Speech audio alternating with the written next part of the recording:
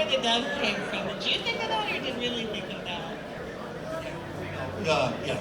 No, I thought if Ridley likes the idea, I saw in the script and I saw him shoot it. I think that Deckard on his way when he escapes gets through this cage with ducks. And I thought, well, Roy has to have been there. And so he could have taken a dove. He likes toys, So I really likes that idea. And then in the end, if he likes the idea, then I just don't talk a lot or just let the dove go. That might work much better. So that's where the dove came from. The funny part was that the dove, in my mind, the dove was the Oscar winner, okay? We limited a lot of the dialogue because it was bullshit in the end, and we made that play. But here's the thing. It was cold, the dove was in my hand, and I don't know if it was because it was cold or my hand was too warm. But when I let go of the dove, I did my 3 lines, and then I went, okay. And then the dove went.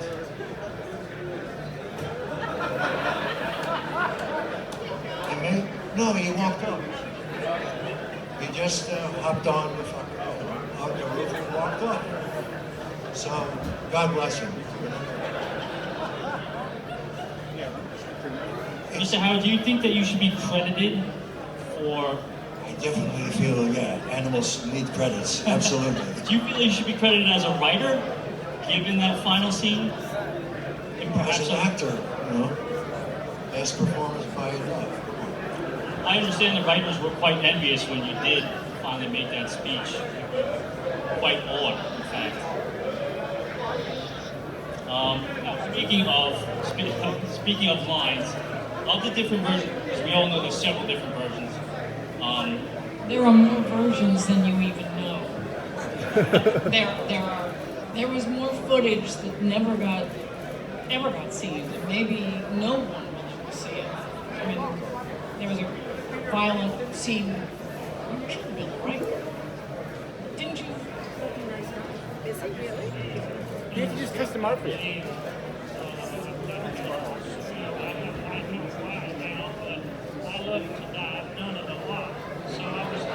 Disappointed that I was killed off screen. Is that empathy? How did you die? Because we never did quite see. It's narcissism. That's a killing him. Ask Rook if he did it. We shot for a week on killing the father, right? And that was, let's say, it wasn't easy. It was beautiful, but it wasn't easy. But that week, we heard 2 things from the studio, basically, saying there's one scene we don't shoot. And it was one of my, for me, it was a key scene. When Roy kills his father, he then says to Sebastian, take me to the real guy. Because it was a front. Then we go up to the real guy. And the real guy is frozen in a pyramid of ice at the top of this pyramid. That was the scene. So he's been dead for 4 years, it's a big secret. And my hair still stands up because I love what I did. But they thought it was too expensive and not important. What it does is that Roy never was a really bad guy. He kills who he needs to kill, and that's the program. But somehow I felt so shitty when I heard that I had to kill him because of this. And so I took his jacket, his memory on, and went, oh fuck, I was like, that sucks. But had to do it, didn't make it. So yeah. I was really pissed off about that. If I'd have been you, I wouldn't have been too disappointed because you have enough violence. Why keep doing it? If I were playing your part, I would be happy to kill him off screen, whatever the hell that means. know what it means. It's all up here. Now, Mr. Howard mentioned just now that Roy only kills when he has to kill. And it's been said that the way the Blade Runner is set up, that Harrison Ford is actually the villain and Roy is actually the hero. It's a point of view, I guess. And I mean, I actually want to ask Ms. Cassidy, he did, after all, shoot you in the back. An unarmed woman. He shot an unarmed woman in the back. How do you feel about that? That was a whole point that Ridley wanted to make. I don't know why. Say why. But anyway, it was a cowardly act for a man to shoot a woman in the back like that. And I think Ridley wanted it to look better.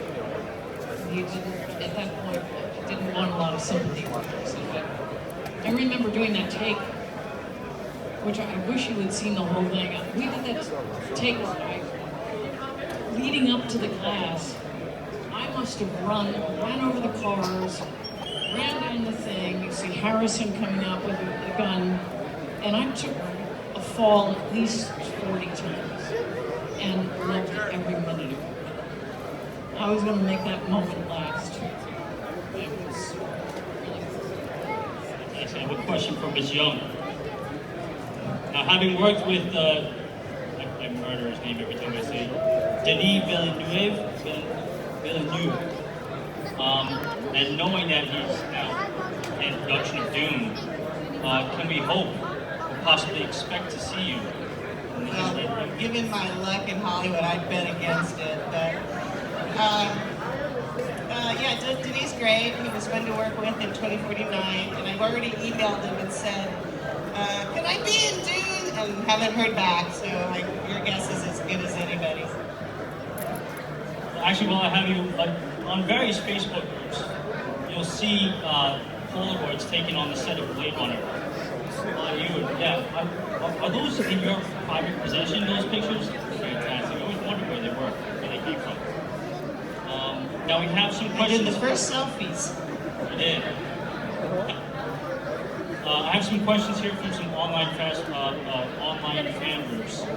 Jay Healy of Blade Runner Worldwide Fan Group asks, before 2049 was written, did they each personally ever envision reprising their role in a potential sequel? So before Blade Runner 2049 was even a thing, did you ever think about reprising a role as replicant in another Blade Runner film?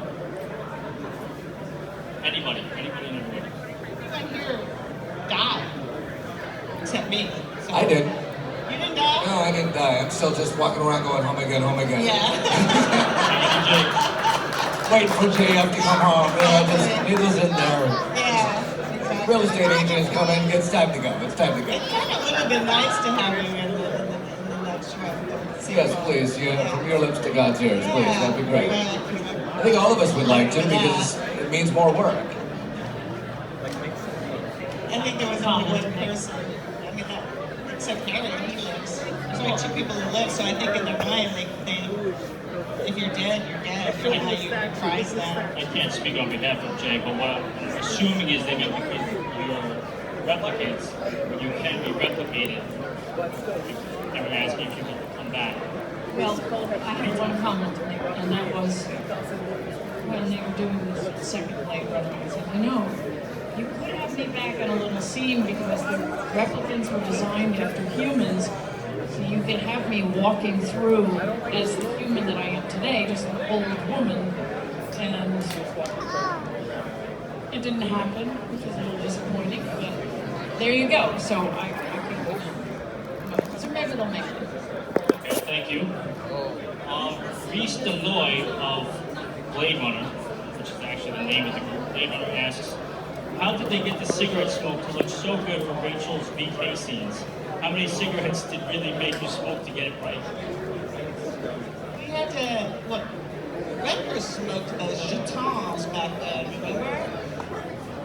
Those thick cigarettes. Belmont, or something like that. And I tried one puff of those, and he wanted these thick cigarettes, kind of fat, thick cigarettes, so they had to take that out put like light Carlton tobacco in it so I could smoke it. And we smoked a lot. Anna Marie Anna, the script supervisor.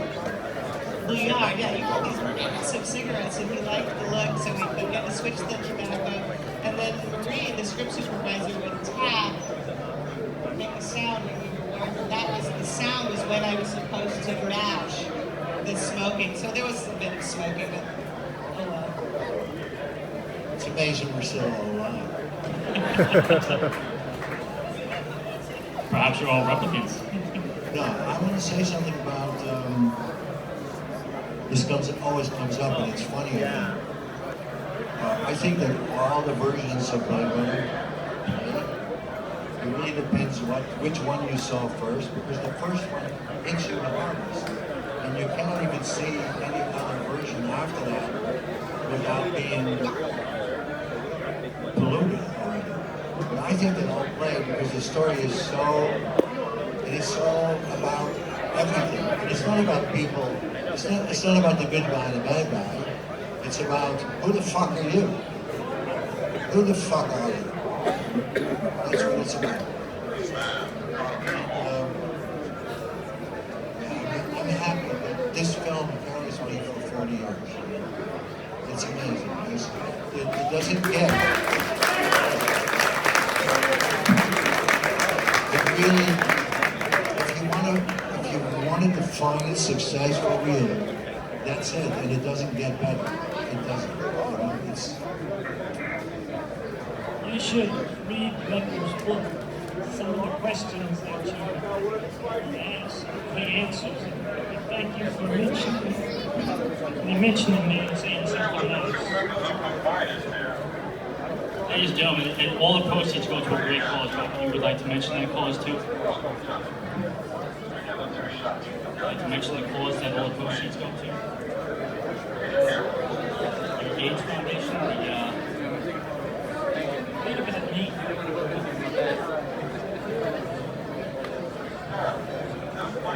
Doing something for AIDS, women with AIDS. I wrote the book for it and made no fucking money. And the whole idea was that the money that it would go to that cause. But we try. Every little thing we try. You can only try a few things without being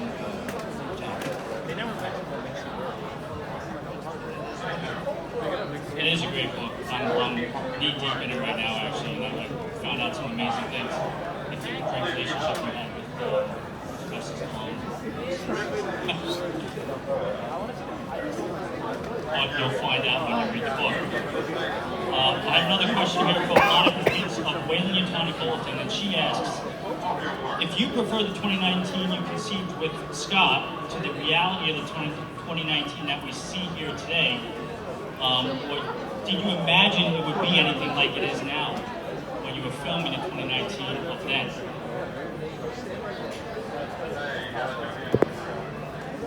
Do you go into when we worked in India? Yeah, because I say Hyderabad.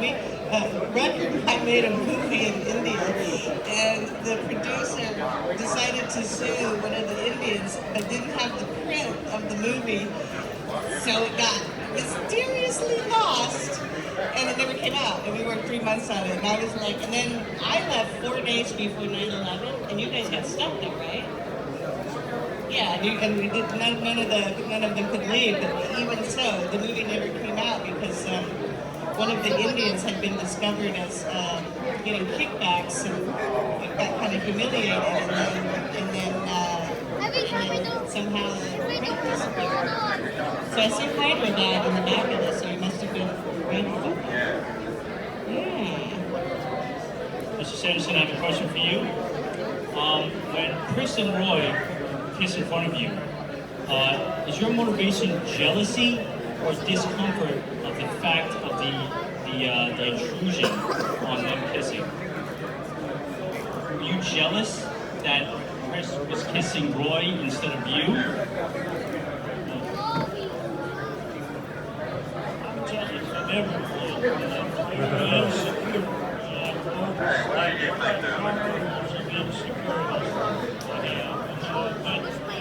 I was thrilled to be in the scene with them.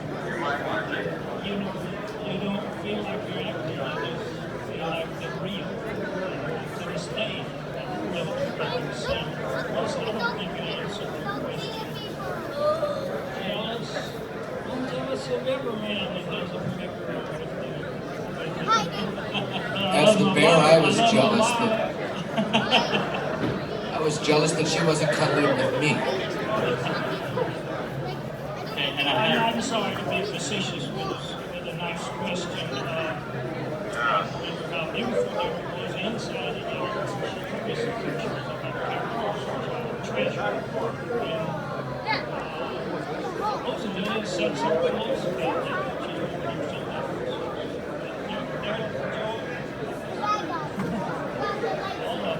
This one, there was nothing there. Because I don't care if the crew didn't have wasn't happy with it. I want to hear you say it again. It's basic jealous. Come on. all right, I do have someone in the wings here that's dying to ask a question, and I want to present to you Tank. Ladies and gentlemen, Tank is here. Thank you.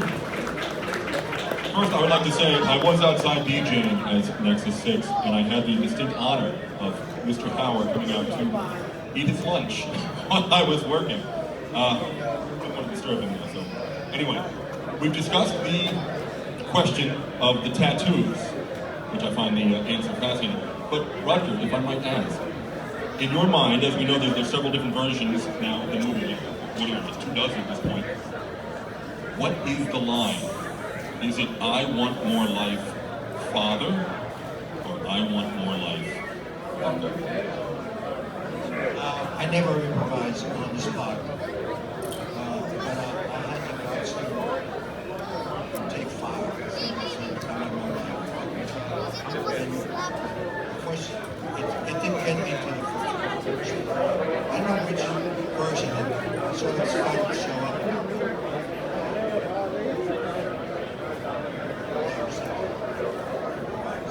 Take 5, I like that. Also, if I may, the line that I'm a big fan of, firing the angel's spell. Could you explain a bit more about that? It was in the script. It's a famous poem by a famous American writer. Oh, wow. It comes from a classic American poetry, which I don't know. And I liked it because it gave me, I liked that because it makes no sense to have a robot be poetic. And I like the fact that Roy didn't understand what the hell it means. But I also like that in the end, he ends up creating his own poetry by mistake, or, because the batteries are too funny. All in all, it's all an illusion about who you are. But the question of the film is, who the fuck are you? And I guess the next question for Michael and Tim was, what does that really mean?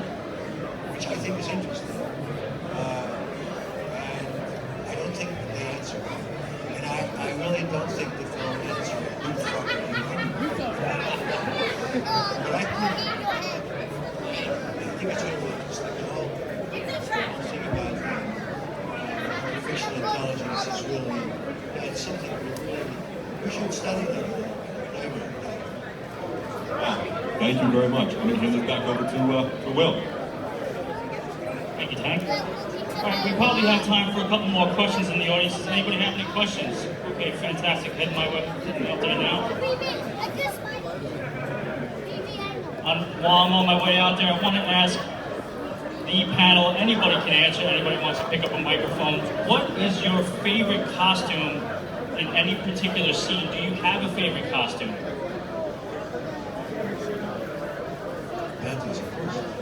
I had, even though Bear is the one that I was credited for, I did a stunt where we were like 4 street urchins and stunt guys walking in the rain. It was very tough doing that, being drenched, wet, smoke at 3 o'clock in the morning. But being the tough guy, actually, that was my favorite outfit. Kevin, how long did it take you to get in costume? You had a very elaborate costume. My costume of Bear? Yes. Bear it was tougher trying to get those dang stockings on. That was the toughest part. You know, I don't have long supple legs of a woman. I have like short chubby legs, and it's tough to get those white stockings over those things. So that was the toughest part. Then they went and just stuck that head on me, and you know, so that was it. It was actually the tougher outfits was when I was out in the rain, because you would have a rain gear underneath because you're gonna get soaking wet. So that you could stay out in the rain longer, you would have a raincoat underneath your outfit to make you look a little bit chubbier or just bigger. But it also kept you a little bit rain. But then you still get wet. You're still miserable at 3 o'clock in the morning because we're all shooting nights. Yeah, it's just miserable, you know. We've got miserable jobs. Somebody's got to do it. I had it the worst. I don't care what anybody says.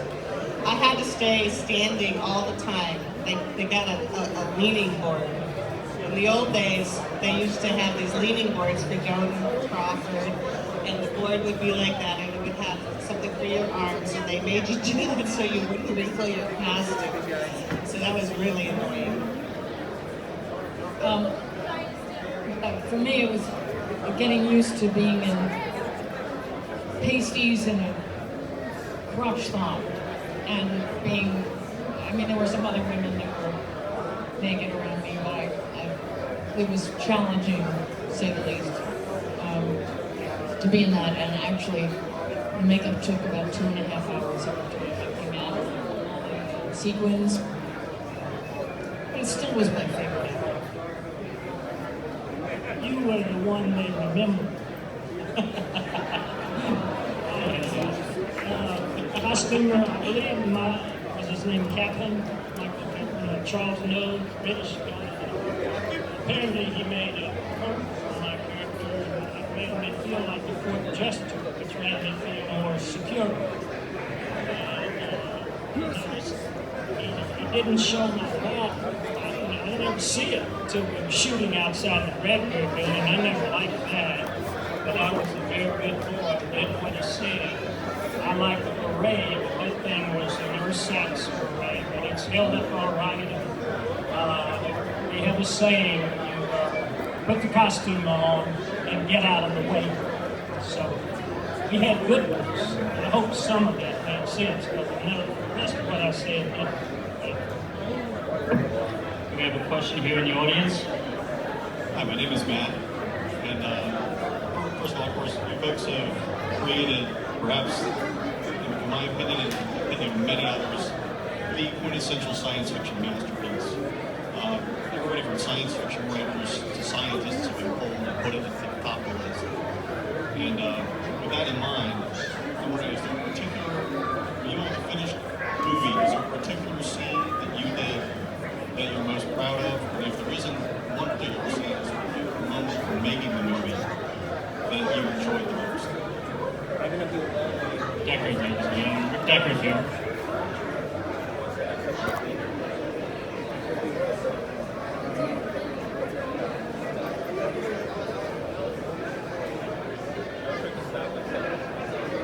Did anyone ask a question?